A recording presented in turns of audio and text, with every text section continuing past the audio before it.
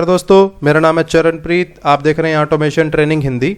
आज इस वीडियो के अंदर हम बात करेंगे टेम्परेचर सेंसर के बारे में और टेम्परेचर सेंसर में आरटीडी के बारे में कि आरटीडी क्या होता है, कैसे काम करते हैं, कितने टाइप के होते हैं और किसी आरटीडी को आपको अगर चेक करना है, आपके पास कोई आरटीडी लगी हुई है तो आपका चेकिंग का मेथड क्या रहेगा, आप उसको कैसे चेक कर सकते हो।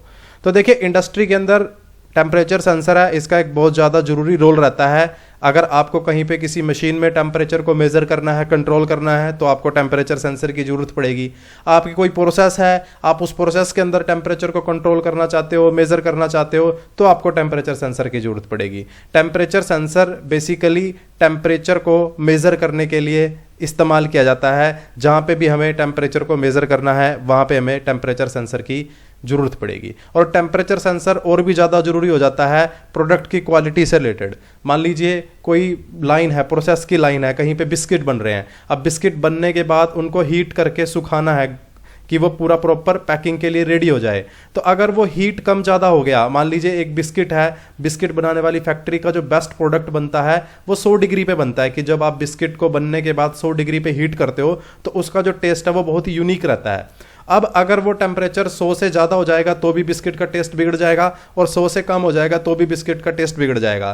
तो आपका जो बिस्किट की पूरी प्रोसेस है वो किस पे डिपेंड कर रही है? टेम्परेचर पे, कि जिस आप टेम्परेचर पे उसको हीट करोगे उसके ऊपर आपका टेस्ट जो है वो रहने वाला है। तो इस तरीके की जो प्रोसेस से रिलेटेड रिक्वायरमेंट है कि पूरे का पूरा प्रोसेस ही आपका टेम्परेचर कंट्रोलिंग पे डिपेंड करता है।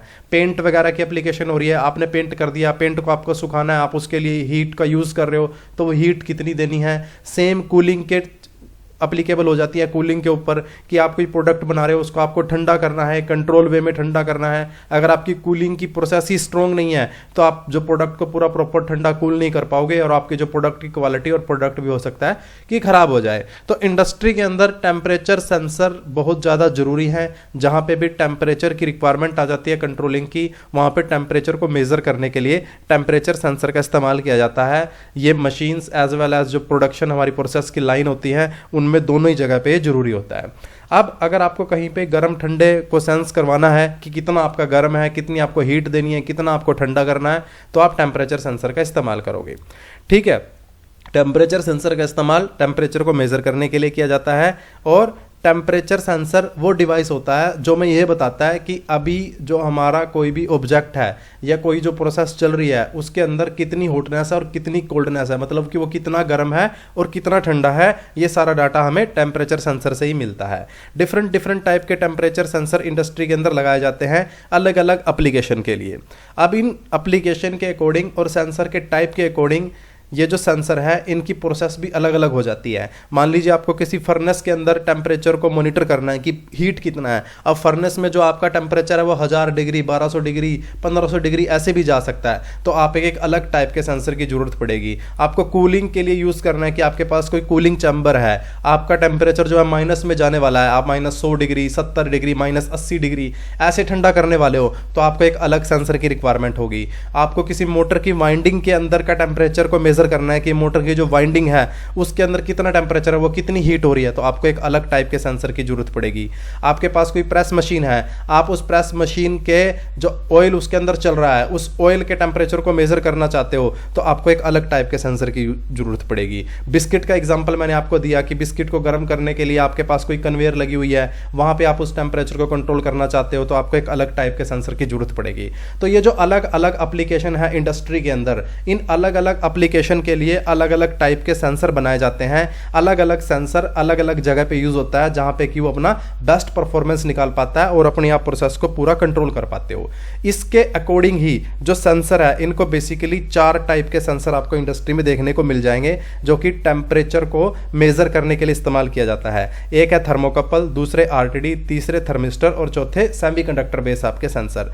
थर्मोकपल इस तरीके से होते हैं, आरटीडी, थर्मिस्टर और सेमीकंडक्टर आपके अलग अलग सेंसर जो कि इंडस्ट्री के अंदर अलग अलग एप्लीकेशन के लिए लगाए जाते हैं कि आपकी रिक्वायरमेंट टेम्परेचर मेजरमेंट की 1200 डिग्री है तो ये सेंसर लो, आपको -50 डिग्री को मेजर करना है, कंट्रोल करना है तो ये सेंसर लो, आपको मोटर के अंदर कहीं वाइंडिंग में सेंसर लगाना है तो ये सेंसर लो, किसी ऑयल के टेम्परेचर को मेजर करना है तो ये सेंसर लो, किसी एयर के टेम्परेचर को मेजर करना है कि एयर कितनी डिग्री गर्म हो चुकी है तो आप ये सेंसर लो। तो आपकी जो एप्लीकेशन रहने वाली है उसके अकॉर्डिंग ही आपका जो सेंसर है उसको आपको लेना है। तो आज हम बात करेंगे आरटीडी के बारे में कि जो आरटीडी है वो क्या होते हैं, कैसे काम करते हैं, कितना टेम्परेचर आप मेजर कर सकते हो और कैसे ये काम करता है। पिछले वीडियो के अंदर मैंने आपको थर्मोकपल के बारे में बताया था। थर्मोकपल देखिए एक टाइप का सेंसर है जिसमें मैंने आपको टेम्परेचर की रेंज बताई थी कि इतने इतने टेम्परेचर आप थर्मोकपल से मेजर कर सकते हो। अब थर्मोकपल से ज़्यादा बढ़िया एक्यूरेसी होती है आरटीडी की। तो आपको जहाँ पे एक्यूरेसी की रिक्वायरमेंट है कि मेरे को बढ़िया एक्यूरेसी चाहिए, बिल्कुल प्रिसाइज कंट्रोलिंग करनी है, तो आप किसका इस्तेमाल करोगे? आरटीडी का इस्तेमाल करोगे। अब आरटीडी जो होती है, आरटीडी एक तरीके का सेंसर है जो कि जो टेम्परेचर है उसको सेंस करता है on the basis of resistivity. मतलब कि ये रेजिस्टेंस इसके अंदर चेंज होता है, उस रेजिस्टेंस के चेंज होने पर यह हमें टेम्परेचर बताता है कि कितना टेम्परेचर मेरा अभी चल रहा है। कैसे करता है? आप सेंसर आरटीडी के अंदर एक रेजिस्टेंस की वैल्यू है, जैसे जैसे आप उसको हीट करोगे उसका जो इन्वायरमेंट है वो चेंज होगा, उस बेसिस पे वो आपको एक वैल्यू देगा। उस वैल्यू को हम कन्वर्ट करेंगे, इलेक्ट्रिकल सिग्नल को कन्वर्ट करेंगे और फिर हम एक्चुअल टेम्परेचर निकालेंगे कि कितना टेम्परेचर है। अब जो आरटीडी है उसकी जो फुल फॉर्म होती है वो होती है resistive temperature detector. Resistive temperature detector ये आरटीडी की फुल फॉर्म होती है। आरटीडी यू का इस्तेमाल किया जाता है टेम्परेचर को मेजर करने के लिए। ये अलग अलग शेप में इस तरीके से आपको इंडस्ट्री में देखने को मिल जाएंगे। ऐसे भी आरटीडी आपको इंडस्ट्री में देखने के लिए मिल जाएंगे। ये आपको दिखाई दे रहा है जैसे इस तरीके के, ऐसे भी आरटीडी आते हैं, ऐसे भी आरटीडी आते हैं। अब ये जो आरटीडी है ये आपको बाहर दिख रहा है, ये एक हाउसिंग होती है, ये सेंसर नहीं होता, ये एक मेटल की हाउसिंग होती है। जो सेंसिंग एलिमेंट होता है वो इस मेटल की हाउसिंग के अंदर होता है। उस सेंसिंग एलिमेंट को प्रोटेक्ट करने के लिए ये जो मेटल की हाउसिंग है ये बनाई जाती है। ये अलग अलग माउंटिंग के अकॉर्डिंग की आपकी रिक्वायरमेंट अलग अलग है तो अलग अलग तरीके के आते हैं। आपको ऐसे भी मिल जाएंगे देखने को, ऐसे भी मिल जाएंगे, ऐसे भी देखने को मिल जाएंगे। तो अलग अलग माउंटिंग, अलग अलग एप्लीकेशन, अलग अलग रिक्वायरमेंट के अकॉर्डिंग इनकी जो हाउसिंग बाहर की बॉडी है वो बनाया जाता है। जो सेंसिंग एलिमेंट है वो इसके अंदर रहता है। उस सेंसिंग एलिमेंट को जब हम हीट करते हैं तो उसकी रेजिस्टेंस चेंज होती है। उस रेजिस्टेंस की चेंज को मॉनिटर करके हम अपना करंट टेम्परेचर निकालते हैं। वो कैसे निकालते हैं वो भी देखेंगे। तो आरटीडी देखिए बेसिकली मैं आपको बता ही चुका हूं कि आरटीडी जो काम करता है वो रेजिस्टेंस चेंज पे काम करता है। जैसे जैसे टेम्परेचर चेंज होता है वैसे वैसे आरटीडी का रेजिस्टेंस चेंज होता है और इसी रेजिस्टेंस को माप के हम अपने टेम्परेचर को निकालते हैं।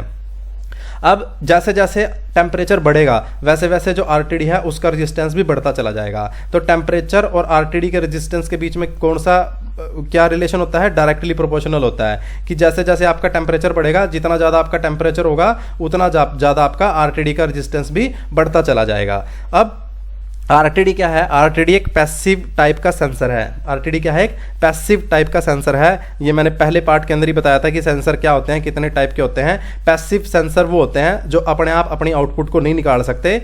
इसको हमें एक एक्सटर्नल पावर सोर्स देने की जरूरत पड़ती है इसकी आउटपुट को मेजर करने के लिए। तो आरटीडी क्या है? एक पैसिव टाइप का सेंसर है। ये अपनी आउटपुट को डायरेक्ट नहीं निकालता। जैसे थर्मोकपल है एक एक्टिव है, उसमें आपको कोई भी एक्सटर्नल पावर सोर्स नहीं देना, आपको वो डायरेक्ट आउटपुट निकाल के दे देता है, आपको डायरेक्ट वोल्टेज मिल जाती है।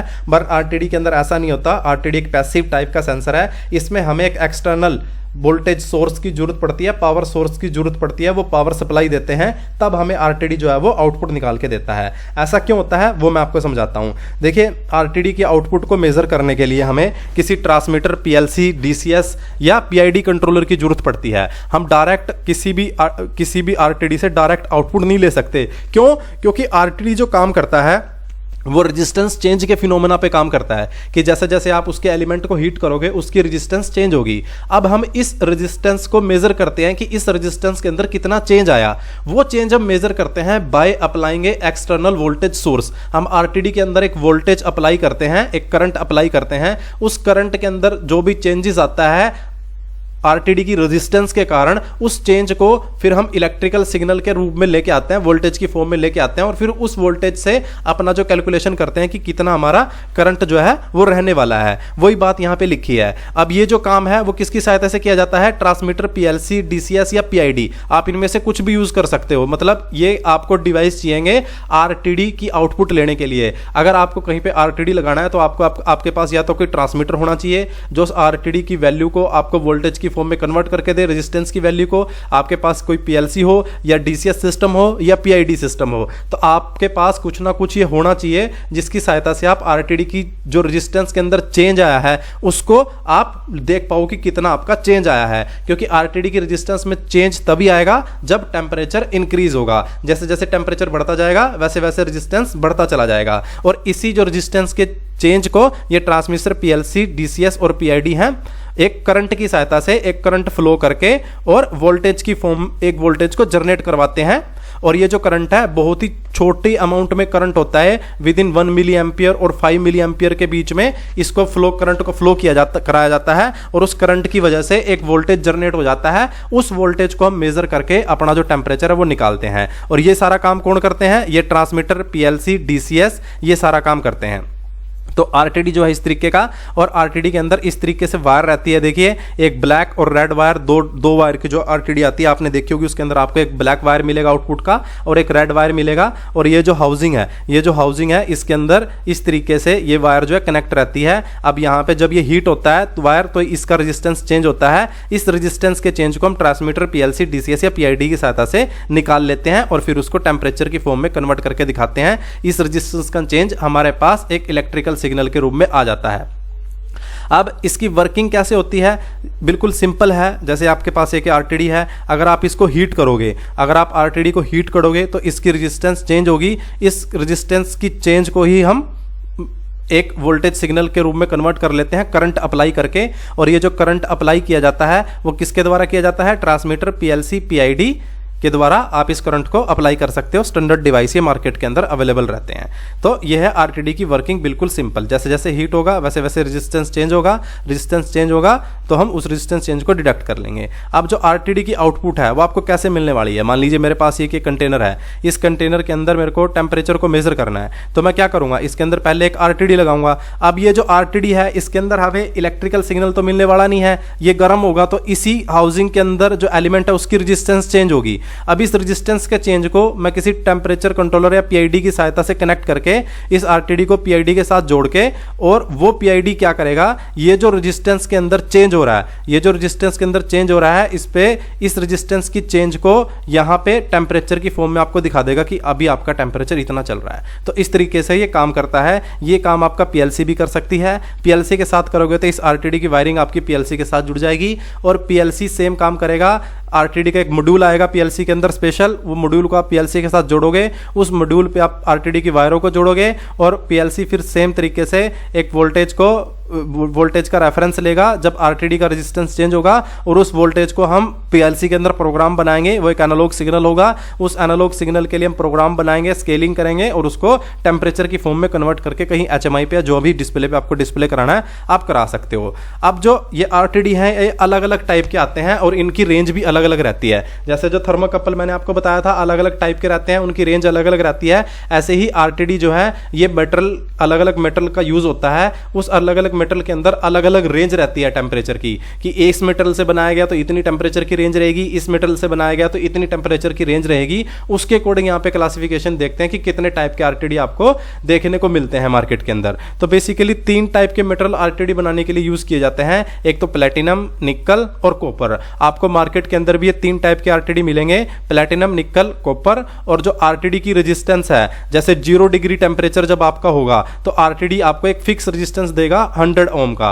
जब आपका टेम्परेचर 10 डिग्री हो जाएगा तो आरटीडी का रेजिस्टेंस आपका बढ़ जाएगा, 103 ओम हो जाएगा। ये स्टैंडर्ड एक टेबल रहती है हर एक टाइप के आरटीडी की। अगर आपका प्लेटिनम टाइप आरटीडी है तो उसका एक स्टैंडर्ड होगा कि 0 डिग्री पे आपको इतने ओम रेजिस्टेंस मिलेगी, 100 डिग्री पे आपको इतनी, 10 पे इतनी, 20 पे इतनी, 30 पे इतनी, 40 पे इतनी, ये स्टैंडर्ड रहता है। निकल टाइप होगा उसका एक होगा कि 0 डिग्री पे आपको इतनी रेजिस्टेंस। कॉपर टाइप होगा उसमें आपको कॉपर का आपको रेजिस्टेंस मिलेगा। तो ये जो तीनों टाइप के मेटल यूज किए जाते हैं आरटीडी में इनकी जो रेजिस्टेंस है वो 0 डिग्री पे अलग अलग रेजिस्टेंस रहती है, और इसी अलग अलग रेजिस्टेंस की वजह से इन आरटीडी का जो टेम्परेचर मेजरमेंट की रेंज रहती है वो अलग अलग टेम्परेचर मेजरमेंट की रेंज रहती है, और हम अपनी एप्लीकेशन के अकॉर्डिंग उसको चूज करते हैं कि हमारी रेंज क्या है और हमें किस टाइप की आरटीडी लगानी है। आरटीडी थर्मोकपल से ज़्यादा एक्यूरेट होती है। ठीक है, प्लेटिनम टाइप आरटीडी देखते हैं। तो प्लेटिनम टाइप आरटीडी जो होगी आपको कैसे पता चलेगा? अब अगर आप अपने आरटीडी का सेंसर का नाम देखोगे या जहां से आप परचेस कर रहे हो, आपको प्लेटिनम टाइप आरटीडी लेनी है, तो प्लेटिनम टाइप जो मेटल से आरटीडी बनी होगी उसमें नाम में आपको पीटी लिखा मिलेगा। पहले आपको क्या लिखा मिलेगा? पीटी। मोस्ट कॉमन टाइप जो आरटीडी इंडस्ट्री के अंदर यूज की जाती है पीटी 100। पीटी 100 आपने नाम सुनूंगा कि पीटी 100 सेंसर लगा है, पीटी 100 सेंसर लगा है। तो पीटी 100 के अंदर पीटी जो है वो स्पेसिफाई कर रहा है प्लैटिनम को। प्लैटिनम टाइप जो आरटीडी होती हैं उसमें पीटी आपको फिक्स मिलता है, सॉरी प्रीफिक्स रहता है पीटी। तो पीटी 100 में पीटी क्या स्पेसिफाई कर रहा है? प्लैटिनम को स्पेसिफाई कर रहा है। और 0 डिग्री पे आपको ये 100 ओम रेजिस्टेंस मिलेगी। 100 का क्या मतलब है? पीटी के अंदर 100 का मतलब है कि 0 डिग्री की आपकी रेजिस्टेंस जो कितनी रहेगी पीटी 100 की, वो 100 ओम रेजिस्टेंस रहेगी। अभी जो मैंने आपको पीछे टेबल दिखाई थी वो प्लैटिनम टाइप पीटी 100 की ही टेबल थी। अभी जो मैंने आपको ये टेबल दिखाई थी ना, ये टेबल पीटी 100 प्लैटिनम 100 जो प्लैटिनम मेटल को यूज करके आरटीडी बनाई जाती है। पीटी 100 जो आरटीडी रहती है उसमें 0 डिग्री सेल्सियस पे हमें 100 ओम रेजिस्टेंस मिलती है। 100 डिग्री सेल्सियस पे वो 138 ओम हमें रेजिस्टेंस देता है। तो जैसे जैसे टेम्परेचर बढ़ता है उसका रेजिस्टेंस बढ़ जाता है। तो प्लैटिनम टाइप आरटीडी का आपको कैसे पता चलेगा? उसके नाम में अगर पीटी आ रखा है तो पीटी स्पेसिफाई फॉर प्लैटिनम, और 100 का मतलब है कि 0 डिग्री सेल्सियस पे आपको जो रेजिस्टेंस मिलने वाली है वो 100 ओम इसकी मिलने वाली है। ये बहुत ही ज्यादा कॉमन टाइप सेंसर है जो यूज किया जाता है। इसको आप -200 डिग्री से 850 डिग्री सेल्सियस तक यूज कर सकते हो कि आपको -200 डिग्री से 850 डिग्री आपको टेम्परेचर मेजर करना है, तो आप पीटी 100 सेंसर का इस्तेमाल कर सकते हो। ये थोड़ा महंगा आता है और जो दूसरे सेंसर होते हैं उनके मुकाबले। तो पीटी 100 में पीटी स्पेसिफाई फॉर प्लैटिनम और 100 स्पेसिफाई फॉर 0 डिग्री पे आपको कितना रेजिस्टेंस मिलेगा वो ये नंबर बता रहा है कि पीटी 100 में पीटी जो है वो आपका प्लैटिनम स्पेसिफाई करता है, और ये जो 100 है ये रेजिस्टेंस की वैल्यू है कितने पे? 0 डिग्री सेल्सियस पे। 0 डिग्री पे आपको कितनी रेजिस्टेंस मिलेगी? 100 ओम रेजिस्टेंस मिलेगी पीटी 100 में। अब अगर आपके पास पीटी 100 सेंसर है, आपको उसको चेक करना है, तो 0 डिग्री टेम्परेचर पे अगर वो है, आप उसका रेजिस्टेंस चेक करोगे तो आपको 100 ओम रेजिस्टेंस आपको मिलेगा। निकल टाइप आता है। निकल टाइप के अंदर जो पहला वर्ड मिलेगा आपको वो Ni मिलेगा। क्या मिलेगा? Ni मिलेगा। तो ये इस तरीके से आते हैं Ni 120। इस Ni 120 के अंदर Ni क्या स्पेसिफाई कर रहा है कि आरटीडी का टाइप कितना है?